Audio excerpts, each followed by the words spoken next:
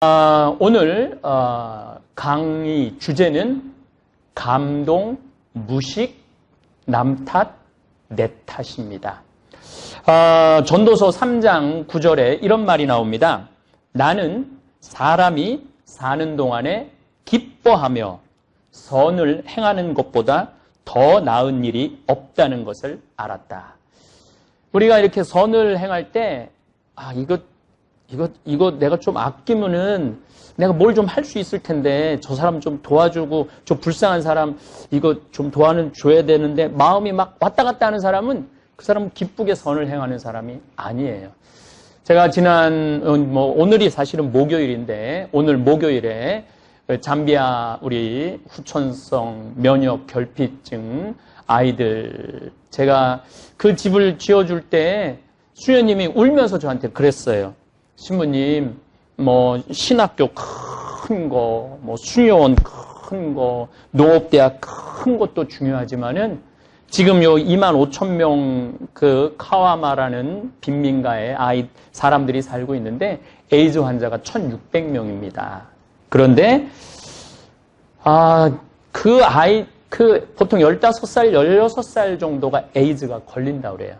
근데 대개는 좀 지능이 떨어진 여자아이들을 이 동네 사람들이, 동네 남자들이 막 그냥 건드리니까 에이즈가 걸리고 아이들도 에이즈가 걸려서 나오는데 그 아이들은 버림을 받을 수밖에 없다는 거예요.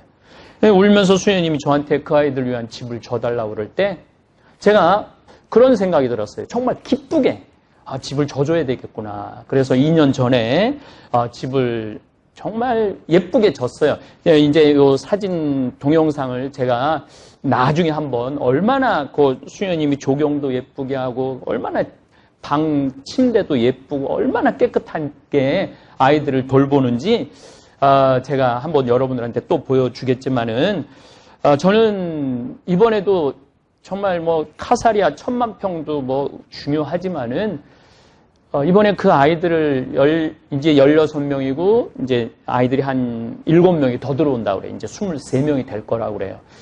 그 아이들을 생각하면 누워서도 가슴이 따뜻해요. 정말 기쁘게. 그래서 우리 직원들도 이제 한 달에 얼마씩 월급에서 이렇게 내갖고 그 아이들 지금 1년 밥을 지금 우리가 대는 거거든요. 우리 직원들도 이거 하면은 뭐 좀 할 텐데 그건 정말 기쁜 게 아닌 것 같아. 기쁘게 기뻐하며 선을 행하는 것보다 더 나은 일이 없다는 것을 알았다. 그 다음 말이 내가 진짜 좋아하는 말이에요. 사람이 먹고 마시고 수고함으로써 기쁨을 누리는 것, 그것이 하느님의 선물이다. 우리는 성당 다니면 십자가 예수님 고통을 참아야 되고 인내해야 되고 남들 그냥 뭐라 그러면 욕도 하지 말아야 되고 이게 우리 기본 이런 영성. 그래서 내가 천주교 기본 컨셉은 우울 컨셉이라고. 성당에만 오면 막 떠들다가도 여기만 오면 참 이러는데 이 전도서에 이런 아주 중요한 얘기가 나와요. 사람이 먹고 마시는 일이 참 중요해요. 여러분들 이번 여행에 우리 부관장 신부님이 나한테 아까 전심 먹으면서 이렇게 맛있게 먹어도 되느냐고. 이거 좀 미안하다고. 너무 여행 중에 맛있게 먹어서 너무너무 행복하다고. 그게 참 중요해요. 우리가 행복한 거를 누가 좋아하느냐 하면 하느님이 좋아하는 거예요. 우리가 기쁜 걸 누가 좋아하느냐 하면 여러분들 나는 자식을 안 낳았지만 여러분들 자식 입에 들어가는 숟가락에 애들이 쫙쫙 받아 먹으면 엄마 아빠가 기분이 좋잖아요. 우리 생태마을 직원들이 여행 다니면서 맛있게 먹고 마시고 또 수고하잖아요. 우리 지금 청국장, 생청국장 이렇게 밥 비벼 먹고 찌개 끓여 먹는 이 청국장 주문이 너무너무 많이 들어왔고 우리 직원들이 그걸 많이 갖고 아침에 손이 안 펴진대. 그러니까 그렇게까지 열심히 일했으니까 먹고 마시고 수고함으로써 이 일을 안 하면은 먹고 마시는 게 의미가 없어요. 일을 안 하면서 먹고 마시는 사람은 사는 게 지겨워요. 근데 열심히 일하는 사람이 먹고 마시고 노는 일은 즐거운 일이에요. 그래서 먹고 사람, 이거 내 말이 아니라 성서에 나온 말이야. 성서에. 사람이 먹고 마시고 수고함으로써 기쁨을 누리는 것, 그것이 하느님의 선물이다. 미국에 이제 은퇴한 분들의 꿈이 서부부터 동부까지 여행하는 게 보통 꿈이라고 그래서 뭐 RV라고 이번에 뭐 레크레이션 비어클이라고 그 RV를 타고 뒤에 침대 있는 차를 몰고 막 한 달이고 두 달이고 이렇게 여행 가는 게 평생의 꿈이야. 평생의. 미국 사람들의 평생의 꿈이에요. 근데 나도 뭐 미국을 뭐 많이 왔다 갔다 했죠. 강의를 다니면서. 미국 사람들의 평생의 꿈이기도 하지만 우리 생태마을 직원들한테 정말 보여주고 싶었어요. 미국이라는 이 대륙이 얼마나 아름다운지. 그래서 이제 뭐 LA에서부터 이제 샌프란시스코부터 우리가 시작했잖아요. 우리 직원들이 이제 앞에 가고 난 대부분이 뒤에 있었어. 근데 난 직원들이 우와, 이야, 어머나, 세상에 이렇게 아름다울 수가 있을까? 이렇게 웅장할 수 있을까? 참 신비하다. 하느님 창조 사업을 정말 내 두 눈으로 확인하는 것 같아서 너무너무 가슴이 설렌다. 이런 직원들의 감동 소리를 이렇게 뒤에서 듣고 있으면 내가 행복해. 그냥 내가 막 봐서 행복한 게 아니고 우리 생태마을 직원들이 이런 얘기예요. 생태마을 취직하길 잘했다. 정말로 이 감동 받을 때마다 나한테 신부님 감사합니다. 감사합니다. 그러니까 참 내가 만들어 놓은 것도 아닌데 내가 뭐 그랜드 캐년을 만들어 놓은 것도 아닌데 내가 브라이스 캐년을 만들어 놓은 것도 아닌데 내가 자이언 내셔널 파크를 만들어 놓은 것도 아닌데 막 직원들이 막 행복하는 모습을 보면 내가 그냥 뿌듯한 거 내가 만들어 놓은 것이냐 이렇게 마음 안에 이렇게 내가 기쁨이 차요. 제가 이렇게 이제 우리 직원들 어디를 보여줄까 이렇게 생각을 항상 해. 이렇게 열심히 일하는 직원들 어디를 보여줄까. 그래서 이제 제일 중요한 건 우리 유럽 성지순례 갔고, 그리고 이제 호주, 뉴질랜드 갔고, 이제 4년째죠. 이제 미국 드디어 이 정말 아름답고 웅장한 대륙 미국을 내 직원들한테 선물로 주고 싶었어요. 이제 11일째. 근데 하여튼 우리 직원들은 밤도 안 자고 어제도 맨하탄에 나왔고 새벽 4시까지 놀고 들어왔다고 그러길래 내가 마치 새벽 4시까지 놀고 들어온 것 같은 기분. 내가 기분이 참 좋더라고요.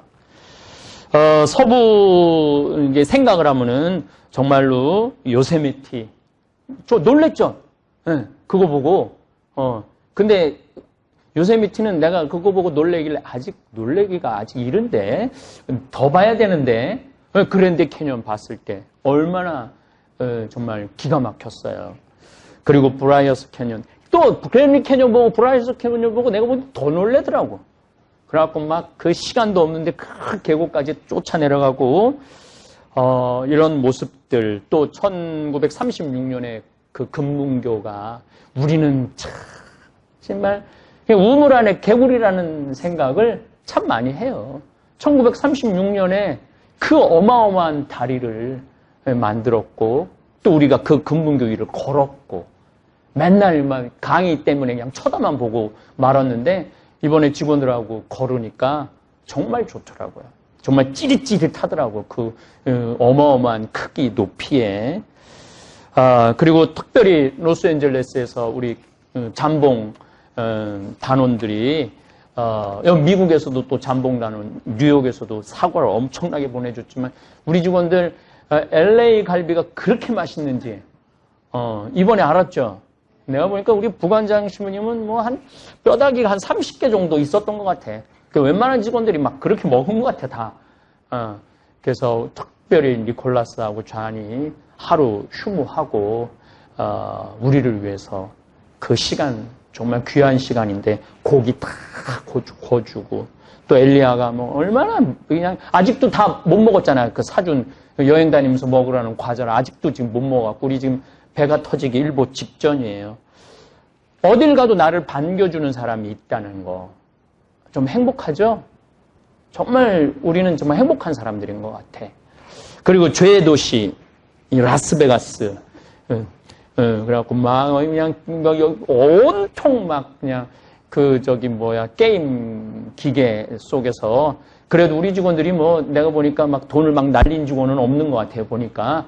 그 중에 제일 감동적인 건 르베? 이 더 드림이라는 이 공연. 저는 5쇼라는 걸 봐갖고 진짜 5쇼인데 이번에 이 더 드림이라는 이 공연을 보면서 예술성이 너무너무 높더라고요. 그래서 우리 직원들이 이런 거 보면서 정말로 정말 미국 난 물속에서 수중 발레하는 그 사람들 미국 사람들이라고 다 럭셔리하게 아무것도 안 하고 와인 마시는 거 아니에요. 그 정도 공연을 하려고 그러면 피나는 노력을 해야 돼. 그 정도. 어제 알라딘 공연도 그 사람들 거기 무대 서기 위해서는 정말 우리가 상상도 못하는 노력을 하는 사람들이 거기 올라가는 거예요. 그래갖고 우리가 그 사람들의 그 기가 막힌 최고의 그 노력을 우리가 정말 따먹는 거지. 그래서 우리가 감동받는 거지. 그래서 정말 좋은 시간 보냈던 것 같아요. 사실은 라스베가스는 게임하러 가라는 게 아니고 콜로라도를 가기 위한 숙소 때문에 가는 거예요. 근데 이제 많은 사람들이 이제 혼동을 하고 거기서 그냥 있는 돈 없는 돈 주머니 다 털리는 사람들 많죠. 어쨌거나 우리 직원들이 어쨌든 죄의 도시를 잘 이렇게 통과해서 동부에 왔죠. 워싱턴, 뉴욕, 맨하탄. 브로드웨이 어저께 우리 또 알렉산더 해밀턴 시카고에서 주연한 우리 하윤진 정말 미국에서 얼마 전에 코미디도 찍고 FX 1, 2월 달에 드라마 나온다 그래요. 그 드라마가 잘 됐다 그래요. 그런 대단한 또 스타가 또 우리랑 같이 식사도 해주고 사진도 또 타임스퀘어에서 사진도 찍고 여러분들은 진짜 내가 보기엔 진짜 취직 잘한 것 같아. 물론 때로는 일하는 게 힘들고 뭐 어려운 점도 있지만은 이 CEO가 일단 노는 걸 중요하게 여기는 CEO라 일만 시키는 CEO가 아니라 노는 게 중요하다. 그런 신념이 있기 때문에 여러분들은 정말로 취직 잘한 것 같아요. 어쨌든 저는 서부에서는 하느님의 힘을 느꼈다면 동부에서는 인간의 힘을 느껴요. 인간이 얼마나 이 대단한 존재인지. 그래서 어쨌거나 저는 이 미국이라는 나라는 뭐 배울 게 너무너무 많은 나라예요. 배울 게. 우리 인생에 저는 나중에는 없다고 생각해요. 미국 서부부터 동부까지 나는 나중에 갈 거야. 다리 떨릴 때는 이거 죽었다 깨어나도 못 가. 지금 우리 소연이가 베네딕타 23, 그 다음에 우리 요한나가 25, 이때 가야 돼. 그러니까 얘네들 새벽 4시, 전날은 날밤 새고 오늘은 새벽 4시까지 놀고 그러지. 우리는 그냥 들어가면 그냥 들어가서 기절해서 그냥 자는 게 바쁜데. 그래서 저는 한 살이라도 젊었을 때 시간을 내서 제가 2년마다 한 번씩 우리 직원들을 나가는 이유가 있어요. 1년에 한 번 나가는 건 좀 사치스럽고 적어도 2년에 한 번 정도는 나를 위한 방탄소년 어저께도 제가 이 공연을 보면서 우리 방탄소년단 뉴욕 매치 경기장에서 공연했을 때 전성 매진이었거든요. 이 사람들도 대단한데 방탄소년단은 이건 대단한 걸 넘어서 거의 나는 하느님이 내 아버지 하느님이니까 일반 사람들은 거의 신하고 동격으로 여기잖아요. 근데 그 친구들의 캐치플레이어라고 그럴까? 노래 주제가 뭐냐면 Love yourself라고 그래요. Love yourself. 너 자신을 사랑해라. 남이 사랑해줄 때까지 기다리지 말라는 거예요. 근데 우리는 참 답답한 경우가 많아요. 남편이 잘해줄 때까지 죽을 때까지 기다리는 거야.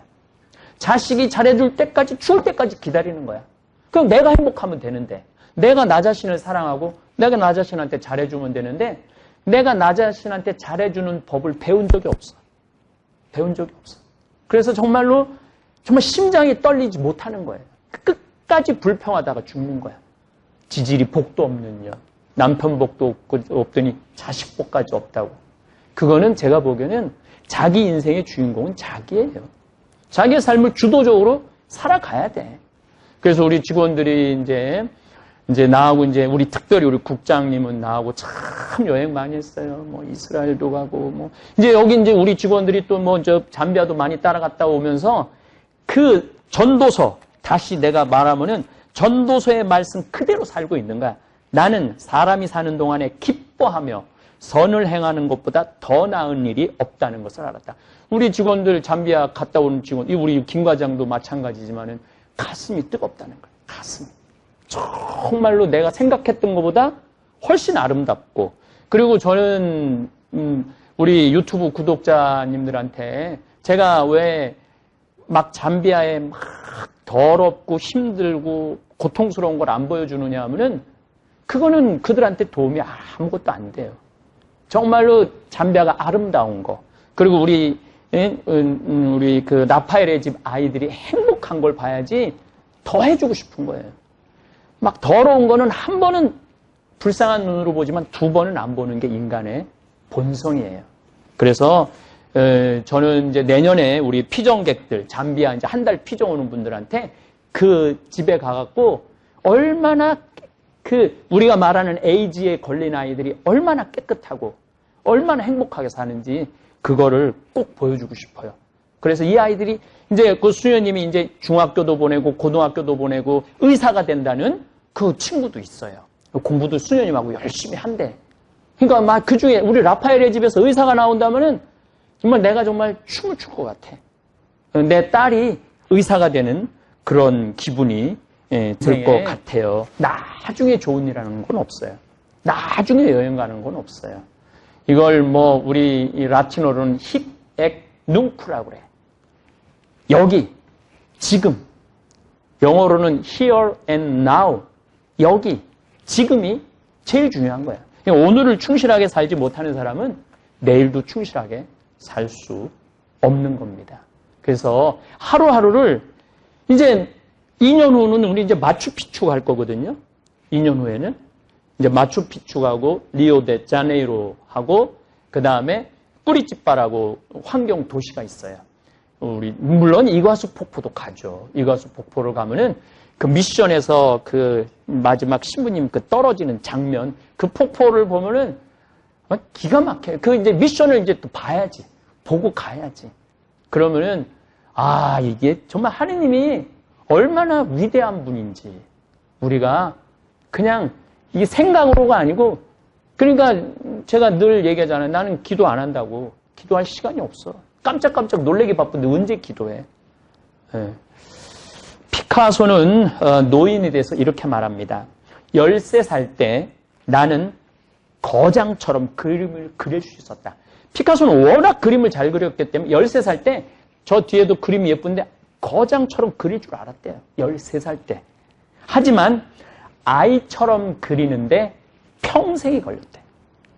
나중에 아이처럼 뉴욕의 피카소 전시회에 내가 한번 가봐서 그 작품을 정말로 봤는데 정말 이건 애가 그린 거예요.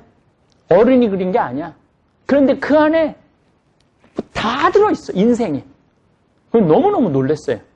그 피카소 작품을 보면서. 사실 우리가 순수하고 단순해지는데 참 오랜 시간이 걸려요. 내가 우리 직원들하고도 얘기해보면 너무 복잡해.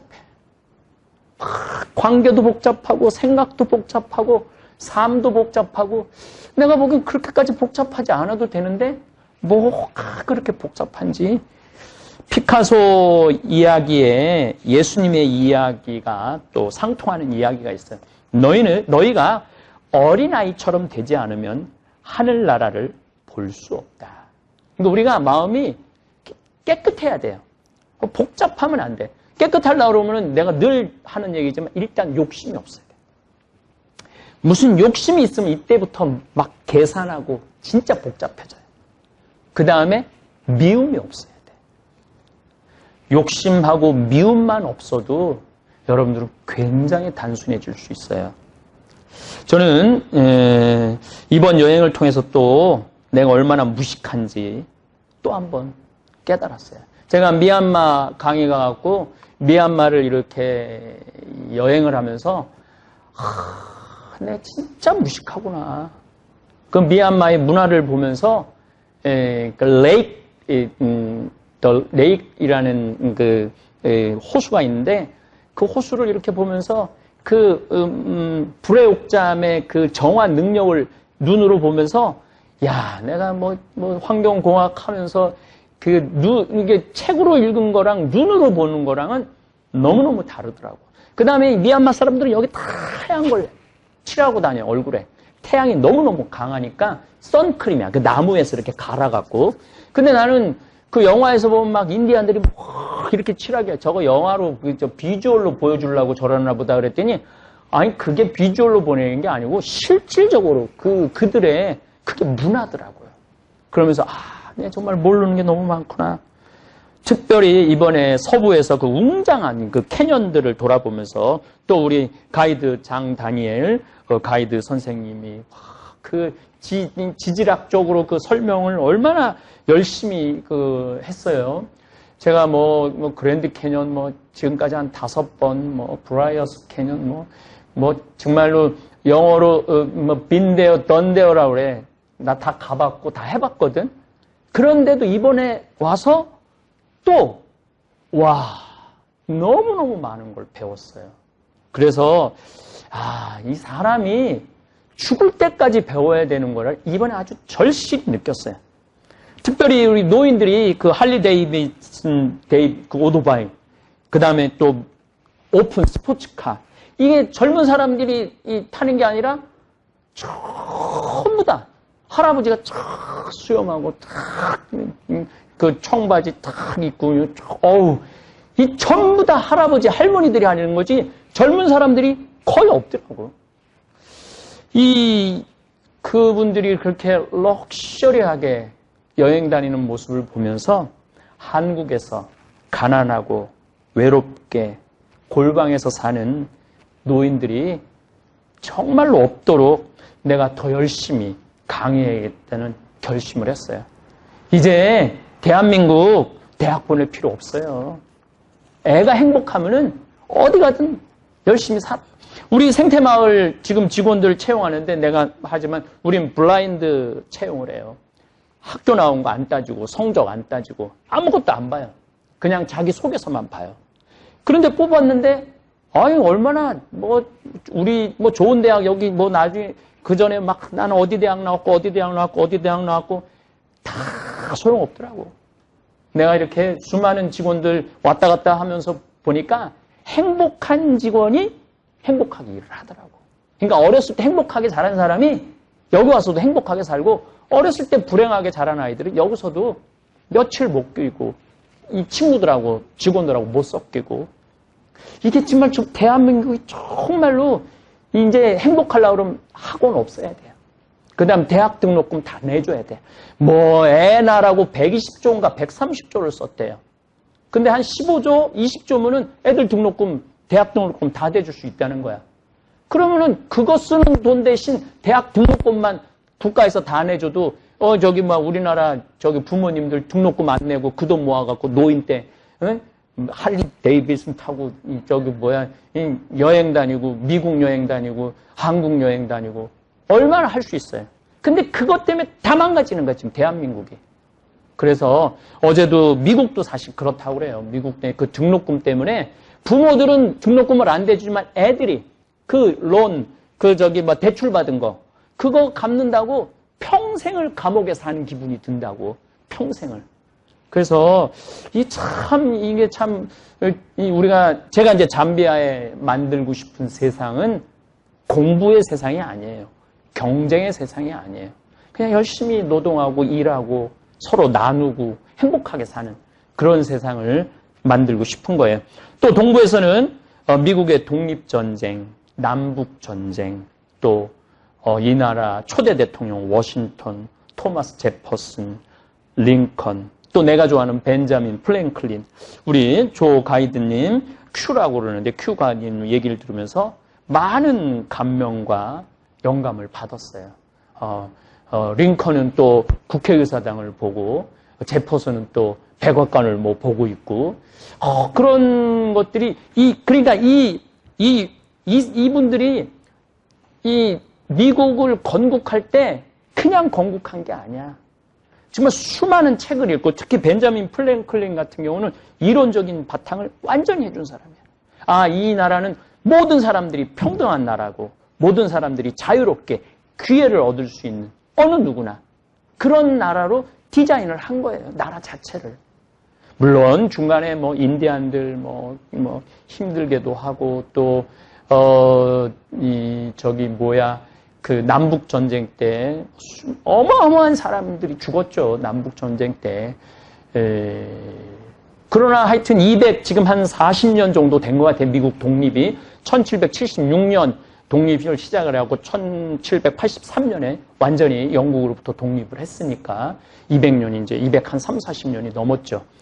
그런데 이 미국이라는 나라가 이렇게 단단하게 지금까지 이어올 수 있는 것은 바로 이 건국의 이 아버지들이 만드는 거죠. 저는 물론 뭐 제가 나름대로 곧 토요 특강에 일본의 이해에 대한 건 한 앞으로 3회 내지 4회만 더 하고, 이제 미국에 대한 이해를 강의를 할 거예요. 제가 첫 번째로는 중국에 대한 이해를 강의를 했고, 이번에는 일본에 대한 이해를 지금 11강, 한 15강까지 하고 끝낼 거예요. 그리고 이제 미국에 대한 이해를 해야 돼요. 왜냐하면 우리가 미국과 일본과 중국, 러시아를 이해하지 않으면 우리가 살아날 수가 없어요. 제가 말씀드렸지만은 일본에 대한 이해 강의하면서 이번에는 내가 해볼 만하다고 그랬잖아요. 우리가 1910년에 나라 뺏길 때는 정말로 제대로 된 전쟁 한번 못 해보고 이 나라를 뺏겼어. 근데 이번에 일본이 전쟁을 걸어왔는데 이번에는 만만치 않아요. 일본은 이제 지는 해야. 무슨 우길기 이 말도 안 되는 얘기예요. 이제 일본은 지는 해예요. 지는 해. 그 마지막 그야말로 막말로 한다면 발악을 하고 있는 거예요. 지금 우리 대한민국 국민들이 정말 정신만 똑바로 차린다면 충분히 이 어려움을 좀 해결할 수 있다고 생각해요. 내가 그 자료를 좀 조사를 했는데, 내가 이스라엘 성지순례 갈 때마다 너무 놀라운 건 대한민국 차가 너무너무 많은 거야. 근데 이스라엘의 그 차 점유율 1위가 대한민국 현대하고 기아예요. 1위가 현대, 3위가 기아예요. 그러면은 독일 차는 이스라엘 사람들이 몇 퍼센트를 사느냐? 1%밖에 안 사요, 독일 사람들이. 독일 사람 차를.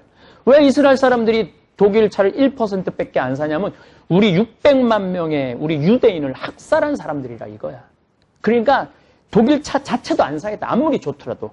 독일 차 안 사고 우리하고 똑같은 아픔을 겪었던 한국 차 산다는 거예요. 그래서 이번에 이스라엘하고 우리하고 FTA 체결했잖아요. 이게 저변에 그런 것들이 다 깔려 있는 거야. 근데 우리 대한민국 국민들이 지금 일본 차 막 사고, 일본 물건 사고, 일본 맥주 마시고, 일본 여행 가면은 이번엔 그러면 안 돼요. 이번엔 정말로 정신 똑바로 차야 돼. 온 국민들이. 근데 옛날에는 국민들이 지금 나라가 팔린 건지 안 팔린 건지 5명이 뭐 사인을 했대고 뭐 고정은 안 했다고 그러고 그리고 자살한 사람도 없어 나라. 그래갖고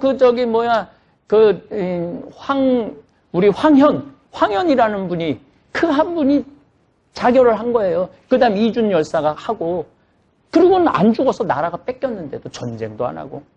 그래서 우리가 36년 동안 그 수많은 우리 조상님들이 끌려가서 죽음을 당한 거죠. 어쨌거나 하여튼 제가 이번에 이 미국 여행을 하면서 더 많이 공부해야 되겠구나. 이 여행을 다니면 다닐수록 내가 깨닫는 게 뭐냐면 내가 무식하다는 거예요. 내가 무식하다는 거예요. 더 많이 배워야 된다는 사실. 이번에도 또 아주 기가 막힌 거를 배웠어요. 루이 비통이 난 그게 무슨 똥인 줄 알았더니 루이 왕을 위하여라는 뜻이라는 거예요. 루이 왕을 위하여. 루이 비통이 그런 것도 모르고 사는 거예요. 물론 뭐 난 루이비통을 한 번도 써본 적이 없지만, 그러니까 난 루이 왕을 위해서 산 적이 한 번도 없는 거지. 예. 사실은 아는 것보다 모르는 게 훨씬 많다는 사실을 깨닫는 게 여행의 가장 소중한 경험이에요. 그래서 이런 세상도 있구나. 이런 세상도 있구나. 이런 것도 있구나. 그런 것들을 여러분들이, 저는 학교보다 훨씬 많은 걸 이 여행을 통해서 많이 배웠어요. 유럽부터 이스라엘 성지순례, 아프리카, 그다음 인도, 하여튼 정말 안 다닌 데가 없으면서 세상이 이렇구나. 특히 북극에 얼음이 녹는 걸 보면서 나는 온몸으로 지구온난화를 정말 온몸으로 느끼고 있어요. 정말 내가 환경에 대한 강의도 여러분들한테 해드릴 거예요. 아마 환경에 대한 강의는 한 20회에 걸쳐서 전부 다 한번 우리 유튜브 구독자님들 이 우주의 신비, 또 지금 이 지구가 얼마나 오묘한 별인지 제가 말씀을 드리겠습니다. 어쨌든 지구 여행을 하다 보면 내가 얼마나 작은 존재인지, 또 반대로 세상을 보는 눈이 커져요. 세상을 보는 눈이 넓어져요. 내가 작아지기도 하면서 커지기도 하는 게 저는 여행이라는 생각을 합니다. 그래서 우리 직원들이 여행을 통해서 감동받고, 여행을 통해서 많은 걸 배우고, 또 내가 무식하다는, 또 정말 이 지구라는 이 어마어마한 별에서 내가 살고 있다는 거 얼마나 큰 은총인지, 그런 걸 좀 깨달았으면 좋겠어요. 그리고 저는 서부부터 동부까지 이렇게 여행을 하면서 제 1살서부터 55년의 인생을 이렇게 돌아봤어요. 그야말로 희, 노, 에, 락이 다 있었더라고. 정말로 나는 기쁘게 산 사람 중에 하나예요. 정말 기쁘게 산 사람 중에 하나예요. 또 화도 많이 났었죠. 젊었을 때는. 지금도 저 젊은 편이지만은 이 신학생 때, 또 보좌 신부 때, 또 우리 김시무님도 그런 걸 경험했지만은 젊은 신부 때 교회의 어떤 복음 정신과 맞지 않는 교회 모습을 볼 때 분노했어요. 지금 생각하면 의노가 아니었어. 그냥 분노였죠. 분노. 예. 근데 그거를 내가 이렇게 받아들이고 이해하는데 참 시간이 많이 걸렸던 것 같아요. 또 슬픈 거는 정말로 슬펐던 적도 많았던 것 같아요. 그리고 이제 내가 제일 슬픈 거는 인생이 너무 힘들어갖고 고통스러워하는 교우들을 볼 때 너무너무 슬펐어요. 또 할머니, 할아버지들, 자녀한테 버림받는 할머니들 나한테 편지 보내고, 자살을 하려고 그랬는데 그래도 신부님 강의 듣고, 근데 그 편지 내용들이 정말 내가 가슴이 애릴 정도로 슬플 때가 참 많았던 것 같아요. 그리고 즐겁고, 다 해본 것 같아. 근데 희, 노, 에, 락을 가만히 보니까 내가 기쁘고 화나고 슬프고 즐거운 것이 남 탓이 아니더라고요. 내가 이렇게 인생을 돌아봐서 원인이 다 나한테 있었어. 즐거울 때도 나 때문에 즐거웠고, 화가 날 때도 나 때문에 화가 났고, 슬플 때도 나 때문에 슬펐던 것 같아. 그들이 슬펐던 게 아니라 어떻게 나 자신의 인생을 돌아보면서 내가 거기에 이렇게 겹쳐서 이렇게 페이드 아웃이라고 그럴까? 이렇게 같이 이렇게 사라지는 그런 기분이 들었던 것 같아요. 사고, 팔고라고 생로병사. 태어나고, 내가 태어나고 싶어서 태어난 게 아니잖아요. 어떻게 다 보니까 이 세상에 태어났고, 우리 어머니와 아버지 어떻게 보면 만났잖아요. 그래서 자녀한테 이놈의 새끼인지 정말 왜 이렇게 나한테 속색여? 부모들은 그러면 안 돼요. 언제 놔달라고 그랬어? 자기네들이 좋아서 놔놓고 자식 힘들다고 그러는 건 그건 말이 안 되는 얘기예요. 자기가 낳았으면 어떻게 해야 돼? 책임을 져야 돼. 자기가 낳았으면은. 낳지 않았으면 책임을 안 져도 되지만 우리처럼 자기가 낳았으면 책임을 져야지. 그럼 어쨌든 내가 내 뜻에 원하지 않고 왔어요. 그리고 이제 늙어가는 거가 좀 느껴져요. 머리도 자꾸 빠지고, 이제 눈도 잘 안 보이고. 어제도 이렇게 공연 보는데, 어제는 뭐 티켓을 좀 늦게 끊어갖고, 뭐 내가 평생 3층에서 처음 본 것 같은데, 항상 1층에서만 봤는데, 아니, 자스민이 얼굴이 안 보이는 거야. 이게 이쁜 것 같은데 보니까. 한편으로는 편하기도 하더라고. 얼굴이 안 보이니까 그냥. 지금도 잘 안 보여, 사실은. 지금도. 아주, 늙는 거는 불편한 것도 있는데 편한 것도 있는 것 같아. 안 보이니까 안 보는 것도 많은 것 같아요. 그 다음에 병드는 거. 제가 이 관절염 중학교 1학년 때 걸렸는데, 지금 이렇게 생각해보면은 내가 초등학교 때 편식을 참 많이 했어요. 지금은 안 먹는 거 없이 다 먹지. 난 송충이도 잠비아 수녀님들이 송충이 이렇게 튀겨준 것도 내가 먹으니까 나는 안 먹는 거 없어. 다 먹어, 지금은. 근데 초등학교 때는 편식을 많이 했어. 그러니까 그 얘기는 내가 편식을 많이 했으니까 내가 병이 걸렸던 거죠.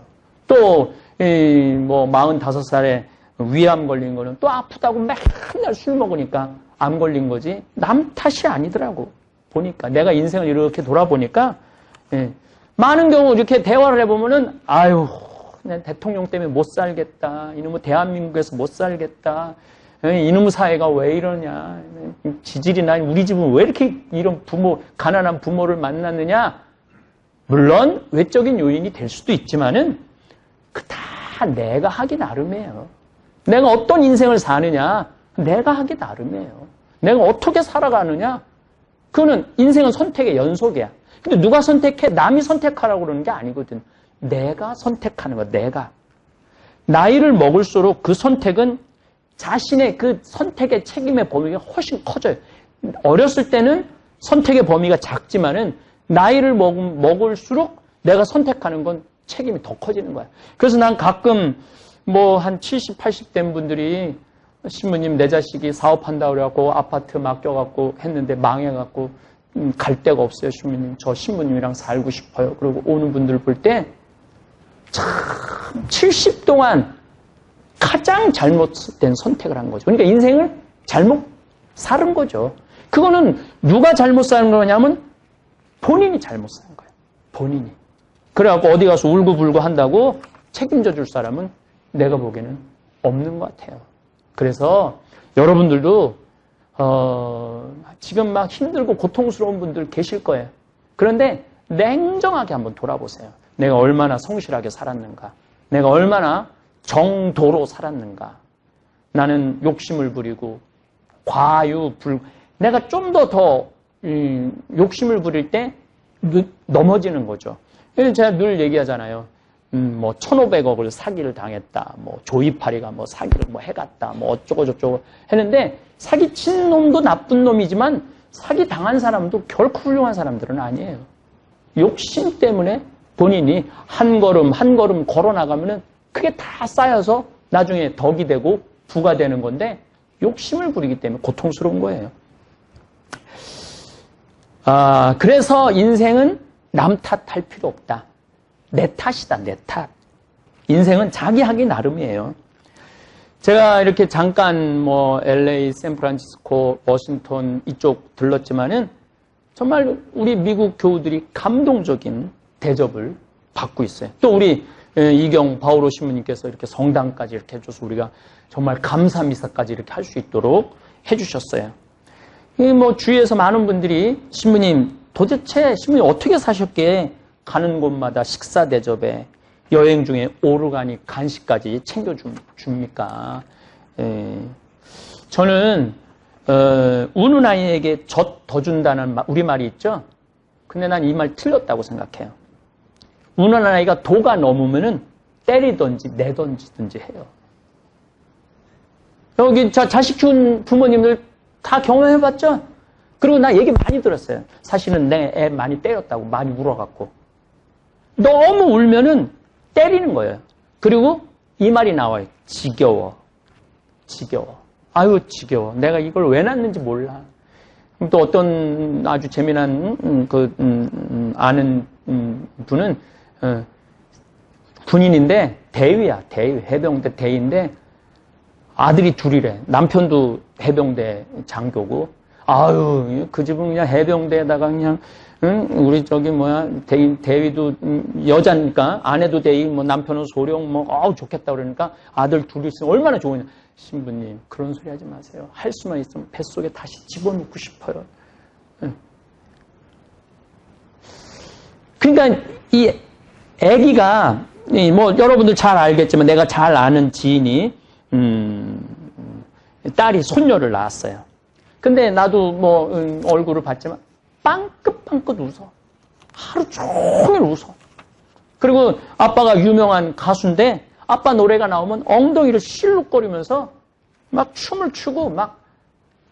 그래서 이제 엄마가 이제 딸 이제 집에 가면은 이 빵긋빵긋 웃는 손녀를 보면 내가 보면 몸이 아픈 사람인데 막 팔도 아프고 어깨도 아프고 근데 아무리 어깨를 아파도 빵긋빵긋 웃으니까 어떻게 하냐면 자꾸 안게 되고 집에 있으면 보고 싶다는 거예요. 빵긋빵긋 웃으니까. 손주 자랑하려면 10,000원 내고 손주 자랑하라는 말이 있지만은 10만 원이 아니라 1,000만 원을 내도 아깝지 않는 그런 손주라는 거예요.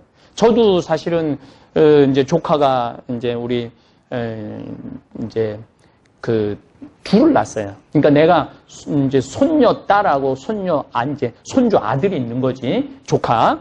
근데 그 집에 가면 애들이 우리 집에 이제 오면은 다 웃어. 그러니까 내가 너무 그냥 막 좋아하고 웃고 쳐다보고 막 좋아하니까 꼭 나올 때 돈을 주게 돼요. 복돈이라고 주게 되더라고. 제가 이번에도 LA에서 잠비아 신학교 하라고 4만 달러를 벌써 받았어. 그냥 하루 스쳤는데 그 다음에 잠봉 아메리카가 벌써 40만 달러를 모았대. 200명이. 놀랍지 않아요? 저는 내가 여기 미국에서 사목하는 사람도 아니고 그냥 2년에 한 번 얼굴 한번 볼까 말까 하는데 가장 자기네들끼리 모여서 돈을 모으는 거예요. 그래서 50만 달러까지 모으겠다는 거예요. 그래서 내가 그랬어요. 신학교 성당 짓겠다고. 그래갖고 그 잠봉 아메리카 그 단원들 내가 그 신학교 성당 입구에다 이름 팍 써주겠다고. 근데 그랬어요. 그랬더니 그냥 잠봉 아메리카만 해줘도 좋겠다는 거야. 그냥 신부님 하는 일, 아니 신부님 도대체 얼굴이 잘생기기를 했어. 내가 늘 얘기하자면 씹다 뱉은 수제비 같이 생겼지 키가 크기를 해. 왜 신부님 일에 동참을 그렇게 많이 하느냐라고 묻는 사람들이 참 많아요. 근데 이거 다 내 탓이야. 뭐냐면은 내가 언제나 참 기쁨을 얘기를 많이 해요. 희망을 얘기를 많이 해요. 그 다음에 저는 옛날에 내가 어땠는데 이런 얘기 거의 안 해요. 내가 옛날에 정말 잘 나갔는데 옛날에 왕년에 내가 정말 끝내줬는데 내가 지금 이 꼴일 때 이런 소리 안 해요. 저는 항상 내일을 얘기해요. 내일을. 내가 우리 직원들하고 11일 동안 얘기하면서 내가 샌프란시스코 한 5번 갔어요. 근데 말 한마디 안 하잖아. 옛날에 내가 여기 다 와봤어. 그럼 여러분들 기운 쫙 빠지거든. 뭐야. 근데 한마디도 안 하잖아. 한마디도. 뭐라고? 공연에 대한 얘기도 안 하고, 맨하탄에 대해서도 오늘 저녁에 여러분들 이제 야경 보러 가는데 내가 한마디도 안 하는 거야, 지금. 그냥 야경 보러 가는 거야. 근데 미리 가보면 이러면은 옛날 얘기하는 사람하고는요, 자꾸 짜증이 나요. 근데 내일을 얘기하는 사람, 미래를 얘기하는 사람, 이런 사람하고는 자꾸 얘기하고 싶어요. 같이 꿈꾸고 싶어요. 옛날에 내가 이랬는데 나 지금 힘들어 죽겠어. 정말로 앞으로 어떻게 살아가야 될지 앞이 깜깜해. 그러면 그 사람의 깜깜함을 내가 같이 지는 거야. 그러니까 그 사람하고 있으면 어떻게 되냐면 답답해. 답답하고 어떻게 하지? 앞이 깜깜하다는데 내가 책임져 줘야 되나? 뭔가 도와줘야 되나? 점점 그 사람을 2번 만나다가 1번 만나고 1번 만나다가 안 만나게 되는 거예요. 한 번은 들어줄 수 있지만은 2번째는 들어주기 힘든 게 우리 인간의 본성이에요. 신나는 얘기, 미래의 가슴 벅찬 계획, 같이 하고 싶다. 제가 얘기하잖아요. 이제 신학교 올해 신입생이 들어와요. 얼마나 설레. 그 교황청에서 교황대사가 대주교님하고 신학교 짓는 걸 보러 오셨어요. 보러 와갖고 OMG라고 그래. 오 마이 갓 그랬대요. 교황대사가 아프리카에서 어떻게 이런 일이 벌어질 수 있느냐고. 이 한국 신부님 이거 하는 거냐고. 교황대사가 너무너무 놀랬대. 이 신부님 이거 여기 끝까지 이거 져줄 수 있느냐고. 교황대사면은 대주교거든요. 근데 그 대주교가 와갖고 너무너무 놀래고 갔다는 거예요. 그래서 아마 내년에 이제 우리 주교님, 우리 수원교구 본주교님이 축성하러 가시겠다고 그랬을 때 그 교황대사하고 대주교, 대통령도 아마 올 거예요. 얼마나 신나. 얼마나 그리고 올해 이제 20명이 이제 신입생이 들어온다고 그래요. 저는 앞으로 한 50명, 그리고 100명까지 저는 들어올 거라고 생각을 해요. 참배 가톨릭 신자가 500만 명이라고 그러니까 시스템만 잘 갖춰준다면은 그러면은 아프리카의 교회, 가톨릭 교회가 일어나는데 정말 우리가 하나의 미랄이 되는 거거든요. 그래서 우리 생태마을 직원들 정말 대단한 일을 지금 하고 있는 거예요. 여러분들 청국장 파는 게 아무것도 아닌 것 같은데 이게 위대한 일을 하는 거예요.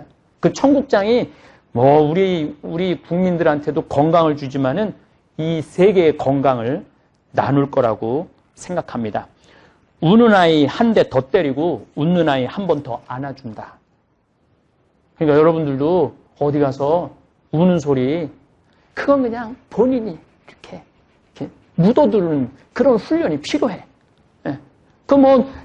이 사람한테 가서 울고 저 사람한테 가서 울고 온 세상에 울고 다녀봐. 누가 그 사람을 안아주겠어요? 여기 반짝반짝 웃고 저기 반짝반짝 웃고 그러면 오늘 차 같이 하자고 그러고 커피 한 잔 같이 마시자고 그러고 밥 먹자고 그러고 그게 인생이에요. 전도서에서 기쁘게 먹고 마시라고 충고를 해줘요. 그래서 예수님도 야이로의 회당장 딸을 살리고 난 다음에 대단한 얘기 안 했어. 소녀에게 먹을 것을 주어라. 죽도 살아났는데 너 살아났으니까 기도해라, 여기 고맙다고 그래라, 저기 고맙다라고 그래. 그런 얘기 안 해요. 소녀에게 먹을 것을 주어라. 이렇게 말씀하세요. 오늘 우리, 메이플, 김대건 안드레아 성당 교우들이 각자 집에서 우리 생태마을 직원들을 위해서 이 미사 끝나면은 먹을 것을 지금 다 준비를 해놨대. 그래갖고 신부님이 지금 미사 언제 끝나면 지금 왔다 갔다 지금 하셔. 예. 근데 오늘 토요 특강 때문에 지금 말을 지금 내가 많이 하는 거예요. 예, 정말 감사합니다. 어디를 가든 너희는 먹고 마시고 머무를 자격이 있다라고 예수님 말씀하셨어요. 저는 그 말이 얼마나 고마운지 몰라요. 왜냐하면 내가 전 세계 어디를 가도 내가 돈을 내, 뭐라고 하길래 돈을 내지는 않지. 돈을 더 받아오지 오히려. 나 먹여주고 재워주고 차비하라고 돈 주고. 오늘 음식도 저는 하느님이 마련해 주셨다고 믿습니다. 우리는 이 힘으로 잠비아의 기적을 일으킬 것입니다.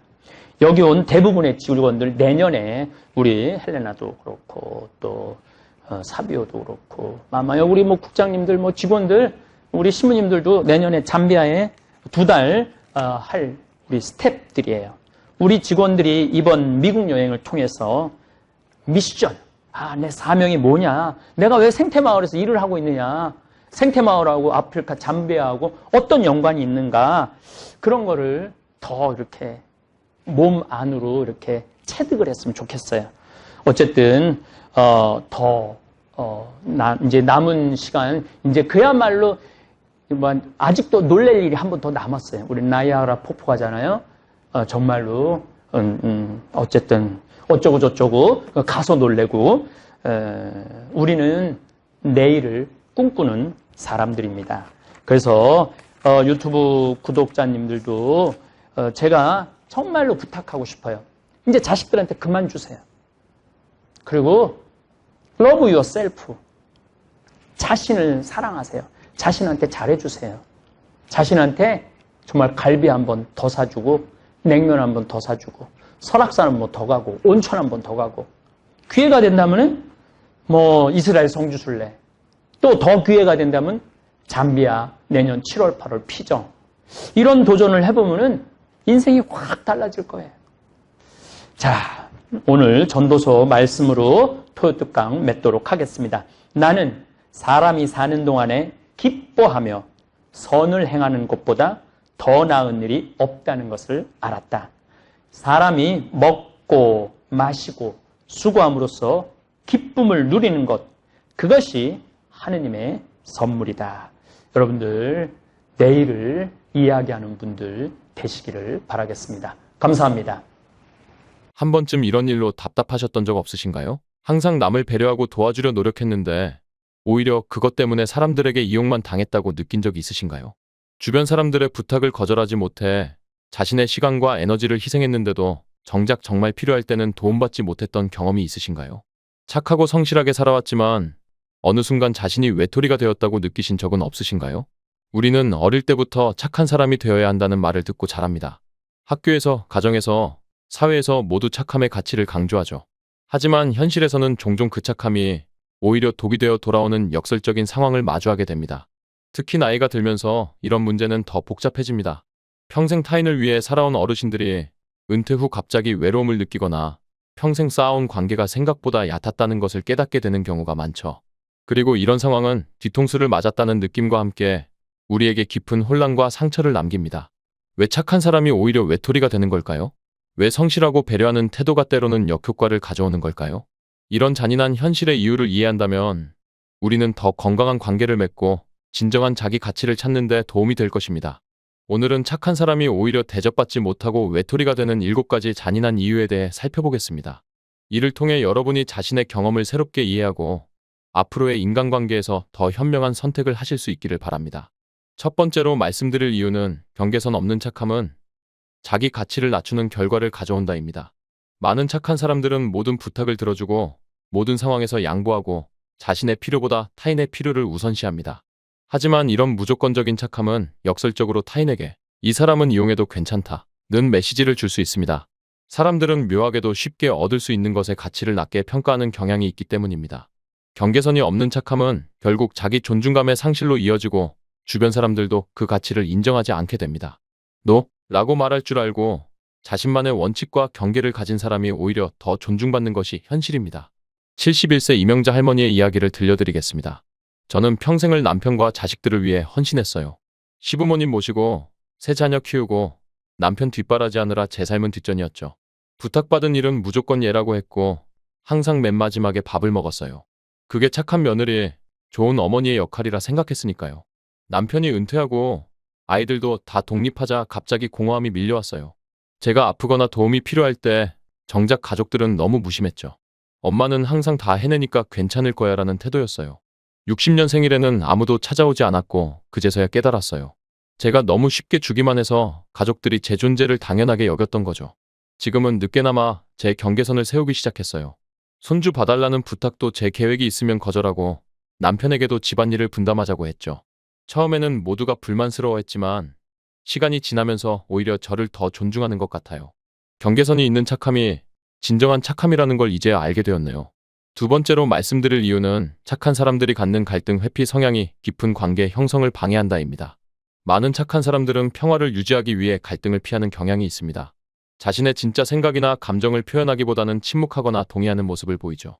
하지만 역설적으로 건강한 관계는 때로는 건설적인 갈등과 솔직한 의견 교환을 통해 더 깊어집니다. 갈등을 피하기 위해 항상 미소 짓고 동의하는 사람은 겉으로는 모두에게 좋은 사람으로 보이지만 누구와도 깊은 교감을 나누지 못하는 경우가 많습니다. 진정한 친밀감은 서로의 다름을 인정하고 때로는 불편한 대화도 나눌 수 있는 용기에서 시작되기 때문입니다. 68세 박상철 할아버지의 사례를 들려드리겠습니다. 저는 평생 은행에서 근무했어요. 직장에서도 가정에서도 좋은 사람으로 통했죠. 모든 상황에서 갈등을 피하고 그렇게 하자고 했어요. 제 의견이 달라도 굳이 말하지 않았고 화내는 모습을 본 사람이 거의 없을 정도였어요. 은퇴하고 나서 충격적인 경험을 했습니다. 40년 넘게 함께 일한 동료들과의 모임에서 한 동료가 사실 박 부장은 항상 좋다고만 해서 속마음을 알 수 없었어라고 말하더군요. 다들 웃으면서 동의했어요. 그때 깨달았죠. 저는 모두에게 좋은 사람이었지만 깊이 알고 싶은 사람은 아니었던 거예요. 집에서도 비슷했어요. 아내와 자녀들은 저를 존중했지만 정작 제 생각과 감정에는 큰 관심이 없었죠. 그저 아버지는 뭐든 괜찮다고 하실 테니 하는 태도였어요. 지금은 조금씩 바꾸려고 노력하고 있어요. 불편하더라도 제 진짜 생각을 말하고 때로는 반대 의견도 내보죠. 처음에는 어색했지만 오히려 주변 사람들과의 관계가 더 깊어지는 걸 느낍니다. 진정한 관계는 항상 좋은 말로 포장된 대화가 아니라 솔직한 감정 교류에서 온다는 걸 이제야 알게 됐네요. 세 번째로 말씀드릴 이유는 착한 사람들의 자기희생은 종종 타인에게 부담감을 준다입니다. 착한 사람들은 종종 자신을 희생하며 상대방을 위해 지나치게 베풀곤 합니다. 이러한 과도한 친절은 상대방에게 감사함이 아닌 오히려 부담감을 줄 수 있습니다. 사람들은 자신이 돌려줄 수 없을 만큼의 호의를 받으면 죄책감과 불편함을 느끼고 점점 그 관계를 피하게 되는 경향이 있습니다. 또한 지나친 자기희생은 상대방에게 무언의 기대를 심어줄 수 있습니다. 내가 이만큼 했으니 너도 이만큼 해줘야 한다. 는 기대가 충족되지 않을 때 착한 사람들은 실망하고 상처받게 됩니다. 이런 기대와 실망의 사이클이 반복되면 주변 사람들은 점점 거리를 두게 됩니다. 73세 김정희 할머니의 이야기를 들려드리겠습니다. 저는 이웃들에게 항상 베푸는 사람이었어요. 김장철이면 온 동네 사람들에게 김치를 나눠주고 누가 아프다고 하면 밤새 병간호도 해주고 아이들 돌봐주는 것도 마다하지 않았죠. 제 형편이 어려울 때도 남을 돕는 걸 멈추지 않았어요. 그런데 어느 순간부터 이웃들이 저를 피하는 것 같았어요. 제가 인사를 해도 어색하게 받고 모임에도 잘 부르지 않더군요. 너무 서운해서 오랜 친구에게 물었더니 그 친구가 솔직하게 말해주었어요. 정희 씨가 너무 많이 베풀어서 다들 부담스러워하는 것 같아. 우리는 그만큼 돌려줄 수 없으니까. 그 말을 듣고 많이 생각했어요. 제가 남들에게 베푼 것은 대가를 바라고 한 것이 아니지만 무의식적으로 내가 이렇게 도와줬으니 나도 도움받을 수 있겠지라는 기대가 있었던 것 같아요. 그리고 상대방은 내 도움이 부담스러웠던 거죠. 이제는 도움을 주더라도 상대방이 편안하게 받을 수 있는 정도를 생각해요. 때로는 도움이 필요해 보여도 먼저 물어보고 상대방이 원하지 않으면 개입하지 않아요. 도움은 받는 사람의 입장을 고려해야 진짜 도움이 된다는 걸 이제야 알게 되었네요. 네 번째로 말씀드릴 이유는 착한 사람은 종종 자신의 가치를 타인의 인정에서 찾는다입니다. 많은 착한 사람들은 자신의 가치를 타인에게 인정받는 것에서 찾는 경향이 있습니다. 남을 도와주고 베풀고 희생하는 과정에서 얻는 좋은 사람이라는 평판이 그들의 자존감을 지탱하는 큰 기둥이 되는 것이죠. 하지만 이렇게 외부에 의존하는 자존감은 매우 불안정합니다. 타인의 인정에 의존하다 보면 그 인정이 없을 때 자존감이 급격히 무너지게 됩니다. 또한 끊임없이 타인의 기대에 부응하려 노력하기 때문에 진정한 자기 자신을 잃어버리게 되고 이는 오히려 깊은 관계 형성을 방해합니다. 사람들은 자기 자신에게 진실하고 확고한 자아를 가진 사람에게 더 깊은 신뢰와 존경을 보내기 때문입니다. 69세 윤영수 할아버지의 사례를 들려드리겠습니다. 저는 평생 동안 좋은 아버지, 성실한 직원, 착한 이웃으로 살아왔어요. 가족을 위해 원치 않는 출장도 마다하지 않았고 회사에서는 언제나 남보다 먼저 와서 늦게 퇴근했죠. 이웃의 집수리도 도와주고 교회에서는 항상 봉사했어요. 모두가 저를 칭찬하는 것이 제 삶의 원동력이었습니다. 그런데 은퇴를 하고 나서 모든 것이 달라졌어요. 더 이상 회사에서 인정받는 직원이 아니었고 아이들은 독립해서 저희 희생에 무관심했죠. 갑자기 존재감이 사라진 것 같은 느낌이 들었어요. 이제 나는 쓸모없는 사람인가? 라는 생각에 우울증까지 겪었습니다. 우연히 참가한 노인 심리 상담 프로그램에서 중요한 것을 배웠어요. 제가 평생 타인의 인정을 위해 살아왔다는 것, 그리고 그것이 얼마나 불안정한 토대인지를요. 상담사의 도움으로 저는 처음으로 나는 무엇을 좋아하는가? 나는 어떤 사람인가?에 대해 진지하게 고민했습니다. 지금은 타인의 시선과 평가에 덜 신경 쓰고 제가 진정으로 원하는 삶을 살려고 노력해요. 오히려 그러니까 더 깊은 관계가 생기더군요. 사람들은 타인의 인정을 갈구하는 사람보다 자신의 가치를 스스로 알고 있는 사람에게 더 끌린다는 걸 이제야 알게 되었습니다. 다섯 번째로 말씀드릴 이유는 지나친 착함은 종종 진정성이 결여된 것으로 느껴질 수 있다입니다. 모든 상황에서 항상 착하고 완벽하게 행동하는 사람은 역설적으로 타인에게 신뢰를 주지 못할 수 있습니다. 인간은 본능적으로 너무 완벽해 보이는 것에 의심을 품기 마련이고 어떤 상황에서도 화내지 않고 항상 친절한 사람은 오히려 가식적으로 느껴질 수 있기 때문입니다. 진정한 인간관계는 상대방의 좋은 면뿐만 아니라 약점, 실수, 감정의 기복까지 포함한 전체를 받아들일 때 형성됩니다. 자신의 부정적인 감정이나 솔직한 의견을 표현하지 않는 지나치게 착한 사람은 타인에게 자신의 진짜 모습을 보여주지 않는 것으로 인식될 수 있고 이는 깊은 신뢰 관계 형성에 장애가 됩니다. 75세 이정숙 할머니의 이야기를 들려드리겠습니다. 저는 평생 갈등과 부정적인 감정을 피해왔어요. 속으로는 화가 나도 항상 웃으면서 괜찮아요라고 말했죠. 누군가 저를 불편하게 하는 행동을 해도 그냥 참았고 심지어 부당한 대우를 받아도 문제를 일으키지 않으려고 했어요. 우리 동네 모임에서 한 번은 제가 준비한 음식에 대해 한 이웃이 무례한 말을 했어요. 속으로는 화가 났지만 저는 그저 웃으며 넘겼죠. 그런 일이 몇 번 반복되자 다른 이웃이 제게 솔직하게 말해주었어요. 정숙 씨는 항상 웃기만 해서 진짜 마음을 알 수 없어요. 그래서 사람들이 더 함부로 대하는 것 같아요. 그 말을 듣고 충격을 받았어요. 제가 갈등을 피하기 위해 항상 좋은 모습만 보여주려 했던 것이 오히려 사람들에게 진정성 없게 느껴졌던 거죠. 그리고 사람들은 진짜 감정을 숨기는 사람보다 솔직하게 표현하는 사람에게 더 끌린다는 것을 몰랐어요. 요즘은 조금씩 변화하려고 노력해요. 불편하거나 속상할 때는 솔직하게 말하고 때로는 지금은 좀 화가 났어요라고 감정을 표현하기도 해요. 처음에는 어색했지만 오히려 사람들이 저를 더 존중해주는 것 같아요. 완벽한 착한 사람보다 때로는 감정을 드러내는 진짜 사람이 더 깊은 관계를 만들 수 있다는 걸 이제야 알게 되었네요. 여섯 번째로 말씀드릴 이유는 착한 사람은 종종 타인의 문제에 과도하게 개입하고 책임을 진다입니다. 착한 사람들은 타인의 고통이나 어려움을 볼 때 가만히 있지 못하고 도움을 주려고 합니다. 이러한 행동은 선의에서 비롯되지만 종종 상대방이 원치 않는 간섭으로 받아들여질 수 있습니다. 또한 다른 사람의 문제를 자신의 책임으로 느끼는 경향이 있어 결과적으로 스스로를 지치게 만들고 주변 사람들에게 부담을 줄 수 있습니다. 타인의 문제에 과도하게 개입하는 행동은 상대방에게 당신은 스스로 문제를 해결할 능력이 없다 는 메시지를 전달할 수 있으며 이는 존중과 신뢰에 기반한 대등한 관계 형성을 방해합니다. 또한 착한 사람이 자신의 한계를 넘어서는 책임을 떠안다 보면 결국 소진되어 관계 자체가 무너지는 경우가 많습니다. 72세 최병철 할아버지의 사례를 들려드리겠습니다. 저는 40년간 중학교 교사로 일했어요. 교직 생활뿐만 아니라 일상에서도 항상 남의 문제를 해결해 주려고 했죠. 자녀들의 숙제부터 친구들의 집수리, 이웃의 가정 문제까지. 누군가 어려움을 겪고 있으면 제가 나서서 도와야 직성이 풀렸어요. 처음에는 사람들이 저를 찾아와 도움을 요청했지만 시간이 지날수록 제 주변에는 사람들이 줄어들더군요. 은퇴 후에는 더욱 외롭다고 느꼈습니다. 어느 날 저희 오랜 친구가 솔직하게 말해주었어요. 네가 항상 문제 해결사 역할을 하니 사람들이 너와 함께 있으면 자기 문제를 털어놓기 부담스러워해. 모든 것을 다 해결해 줄 것 같으니까. 그 말을 듣고 깊이 생각해보니 제가 타인의 문제에 지나치게 관여했던 것이 맞았어요. 아이들도 제가 항상 모든 문제를 해결해 주려고 해서 오히려 거리감을 느꼈다고 고백했죠. 저는 돕고 싶었을 뿐인데 그것이 오히려 상대방의 자율성과 능력을 무시하는 행동으로 보였던 겁니다. 이제는 누군가 문제를 이야기할 때 먼저 내가 어떻게 도와줄까? 라고 물어보고 때로는 그저 들어주기만 하려고 노력해요. 내가 해결사가 아니라 동행자가 되는 거죠. 그랬더니 오히려 사람들이 더 편안하게 저에게 다가오는 것 같아요. 모든 것을 책임지려는 것이 착함이 아니라 상대방의 능력을 존중하는 것이 진정한 배려라는 걸 이제야 알게 되었습니다. 일곱 번째이자 마지막으로 말씀드릴 이유는 착한 사람은 자기 자신의 필요와 욕구를 무시하는 경향이 있다입니다. 많은 착한 사람들은 타인의 필요를 우선시하느라 자신의 필요와 욕구를 지속적으로 무시합니다. 자기 자신을 돌보는 것을 이기적이라고 생각하고 항상 남에게 맞추다 보니 점차 자신이 진정으로 원하는 것이 무엇인지 방향 감각 자체를 잃어버리게 됩니다. 하지만 역설적으로 자기 자신을 제대로 돌보지 않는 사람은 타인과의 관계에서도 온전한 모습을 보여주기 어렵습니다.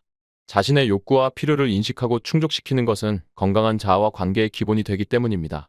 또한 지속적으로 자신을 희생하다 보면 결국 소진되고 무의식적으로 분노와 원망이 쌓여 관계가 악화되는 결과를 가져오기도 합니다. 70세 김영자 할머니의 이야기를 들려드리겠습니다. 저는 평생 가족을 위해 제 욕구는 뒤로 미루며 살았어요. 대학 진학의 꿈도 포기하고 일찍 결혼해서 남편 뒷바라지와 자녀 양육에 모든 것을 바쳤죠. 제가 아프거나 지쳐도 누구 하나 불편하게 하지 않으려고 항상 웃으면서 괜찮아, 괜찮아라고 말했어요. 그런데 60세가 넘어서 갑자기 심한 우울증이 찾아왔어요. 자식들도 다 독립하고 남편도 자기 생활에 바쁘니 저는 갑자기 허전함을 느꼈죠. 평생 희생하며 살았는데 정작 나를 위한 시간이 왔을 때 뭘 해야 할지, 무엇을 좋아하는지조차 모르겠더군요. 상담사와 대화하면서 깨달았어요. 제가 타인을 위해 살면서 정작 나라는 사람을 완전히 잃어버렸다는 것을요. 그리고 더 중요한 깨달음은 제가 느끼는 외로움이 단순히 혼자라서가 아니라 진정한 나를 알고 사랑해주는 사람이 없어서라는 점이었어요. 심지어 저 자신조차도 진정한 저를 모르고 있었으니까요. 지금은 조금씩 나 자신을 돌보는 법을 배우고 있어요. 평생 미뤄왔던 그림 수업도 듣고 여행도 다니고 때로는 오늘은 너무 피곤해서 못해주겠다고 솔직하게 말하기도 해요. 놀랍게도 제가 제 필요를 인정하고 충족시키니 오히려 주변 사람들과의 관계가 더 건강해지는 것 같아요. 나를 사랑하지 않는 사람이 어떻게 타인을 진정으로 사랑할 수 있을까요? 자기 자신을 돌보는 것이 이기적인 것이 아니라 오히려 더 건강한 관계의 기초라는 걸 이제야 알게 되었습니다. 여러분, 지금까지 착한 사람이 오히려 대접받지 못하고 외톨이가 되는 7가지 잔인한 이유에 대해 알아보았습니다. 경계선 없는 착함이 자기 가치를 낮추는 결과를 가져오고 갈등 회피 성향이 깊은 관계 형성을 방해하며 과도한 자기 희생이 타인에게 부담을 주는 역설적인 현실. 또한 타인의 인정에 의존하는 자존감, 진정성이 결여된 것으로 느껴지는 지나친 착함, 타인의 문제에 과도하게 개입하는 태도, 그리고 자기 자신의 필요와 욕구를 무시하는 경향. 이 모든 요소들이 착한 사람들이 때로는 외로움을 느끼게 되는 이유입니다. 하지만 이 이야기가 착하게 살지 말아야 한다는 메시지로 받아들여지진 않았으면 합니다. 오히려 어떻게 하면 더 건강하게 착할 수 있을까에 대한 성찰의 기회가 되었으면 좋겠습니다. 진정한 착함이란 무조건적인 자기희생이 아닙니다. 자신을 소중히 여기는 사람만이 타인도 진정으로 소중히 여길 수 있습니다. 건강한 경계선을 세우고 자신의 감정과 필요를 인정하며 때로는 아니요 라고 말할 줄 아는 용기도 필요합니다. 특히 평생을 타인을 위해 살아온 어르신들에게 말씀드리고 싶습니다. 여러분의 희생과 헌신은 결코 헛되지 않았습니다. 그것은 여러분의 선택이었고 그 선택 속에서 많은 가치 있는 것들을 이루어냈습니다. 하지만 이제는 여러분 자신을 위한 시간도 중요합니다. 아직 늦지 않았습니다. 지금이라도 자신의 필요와 욕구에 귀 기울이고 건강한 경계선을 세우며 진정한 자신을 표현하는 법을 배워보세요. 그렇게 할 때 오히려 더 깊고 의미 있는 관계가 만들어질 수 있습니다. 착함이란 결국 자신과 타인 모두를 존중하는 균형 잡힌 태도에서 비롯됩니다. 여러분의 삶에 이러한 균형과 지혜가 함께하기를 진심으로 바랍니다. 오늘 이야기가 여러분에게 작은 위로와 통찰이 되었기를 바랍니다. 긴 시간 함께해 주셔서 감사합니다.